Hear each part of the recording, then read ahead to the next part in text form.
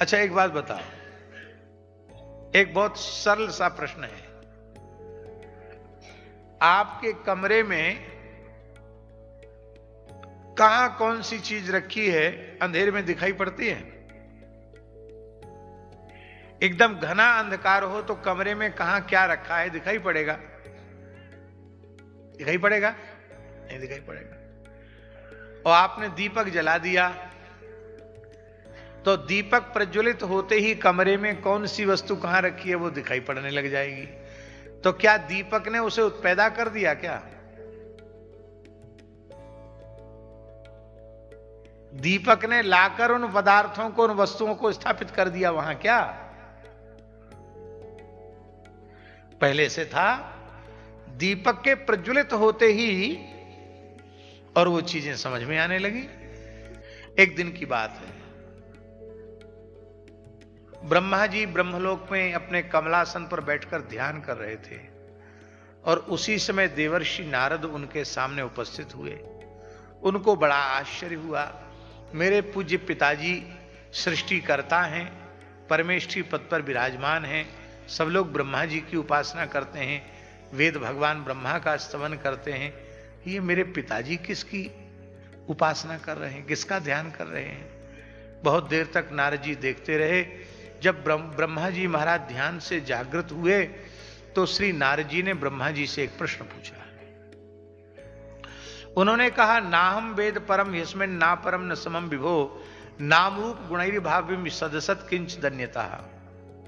हे पिताजी, आपके बराबर कोई है मैं यह नहीं मानता, तो आपसे श्रेष्ठ कौन हो सकता है ये भला मैं कैसे स्वीकार कर सकता हूं? नाहम वेद परम यस्मिन् अस्मिन् ब्रह्मांडे, इस ब्रह्मांड में आपसे श्रेष्ठ कोई नहीं है, फिर आपकी बराबरी का तो कोई हो ही कैसे सकता है? ये नाम रूप। अब देखो, ब्रह्मा जी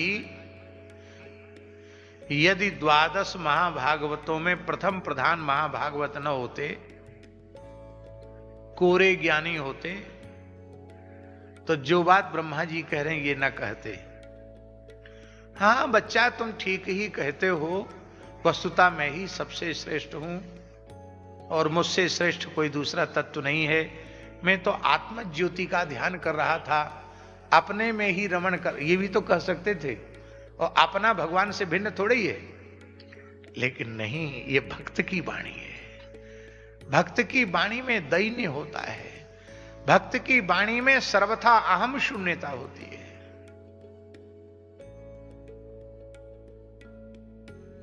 इसलिए सच्चा ज्ञानी वही है जो भक्त है। जो भक्त नहीं है वह ज्ञानी भी नहीं है। अभक्त ज्ञानी नहीं हो सकता। भगवान में प्रेम नहीं, उसको ज्ञान क्या होगा? धन्य है ब्रह्मा जी की बात। ब्रह्मा जी बोलने लगे। ब्रह्मोवाच, ब्रह्मा जी ने कहा, बेटा नारद, तुम जो कुछ कह रहे हो वह तुम्हारे विचार से ठीक है। ध्यान में ही बात, तुम जो कुछ कह रहे हो वो बात तुम्हारे विचार से ठीक है, क्योंकि जितनी बात तुम्हारे अनुभव में आ रही है उतनी बात तुम कह रहे हो। अपने अनुभव के अनुसार ठीक ही बोल रहे हो। तुम इस प्रकार की बात इसलिए बोल रहे हो क्योंकि तुम्हारी दृष्टि केवल मेरे ऊपर है। किंतु हे वत्स नारद, मैं इस सृष्टि का स्वतंत्र कर्ता नहीं हूं, मैं रचयिता नहीं हूं। तो फिर आप क्या करते हैं? अच्छा एक बात बताओ, एक बहुत सरल सा प्रश्न है। आपके कमरे में कहां कौन सी चीज रखी है अंधेरे में दिखाई पड़ती है? एकदम घना अंधकार हो तो कमरे में कहां क्या रखा है दिखाई पड़ेगा? दिखाई पड़ेगा? नहीं दिखाई पड़ेगा। और आपने दीपक जला दिया, तो दीपक प्रज्वलित होते ही कमरे में कौन सी वस्तु कहां रखी है वो दिखाई पड़ने लग जाएगी। तो क्या दीपक ने उसे उत्पैदा कर दिया क्या? दीपक ने लाकर उन पदार्थों को, उन वस्तुओं को स्थापित कर दिया वहां क्या? पहले से था। दीपक के प्रज्वलित होते ही और वो चीजें समझ में आने लगी। यही बात ब्रह्मा जी कही है ना, स्वरोचिषा विश्वम रोचितम रोचयाम्यहम यथार्कोग्निर यथा सोमो यथर्क्ष ग्रह तारका वत्स नारद जैसे सूर्य अग्नि चंद्रमा ग्रह नक्षत्र ये अपने प्रकाश से प्रकाशित नहीं है, ये भगवान के प्रकाश से प्रकाशित होकर तब जगत में प्रकाश फैलाते हैं।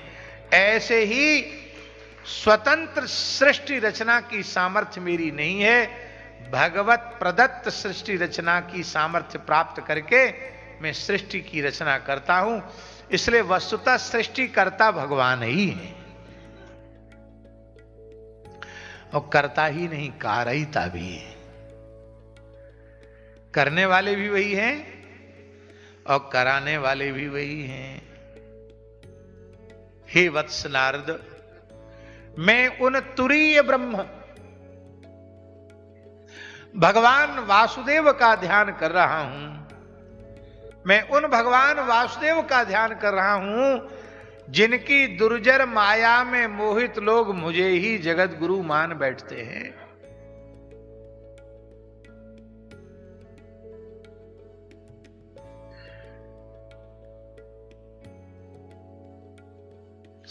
सीधा सीधा अर्थ है, ब्रह्मा जी अपने को जगत गुरु मानने के लिए तैयार नहीं। स्पष्ट कह रहे हैं ना, भगवान की दुर्जर माया में मोहित प्राणी ही मुझे जगत गुरु मान बैठते हैं। वस्तुतः जगत गुरु तो श्री कृष्ण हैं, कृष्णम वंदे, और मैं उन जगत गुरु श्री कृष्ण का सेवक हूं, उनका दास हूं, उनका भक्त हूं। मैं जगत गुरु नहीं। किरात हो, हूण हो, आंध्र हो, पुलिंद हो, पुलकस हो, आभीर हो, कंक हो, यवन हो, खस हो, इन पाप जातियों में जन्म लेने वाला व्यक्ति भी, पाप रूप व्यक्ति भी, यदि किसी भगवान के भक्त का, संत का चरणाश्रय ले ले तो सुखदेव जी कहते शुद्ध्यंती, वे फिर अपवित्र नहीं रह जाते, तत्काल पवित्र हो जाते हैं। ऐसे प्रभु विष्णु भगवान को नमस्कार है। शुद्ध्यंति तस्मै प्रभु विष्णवे नमः।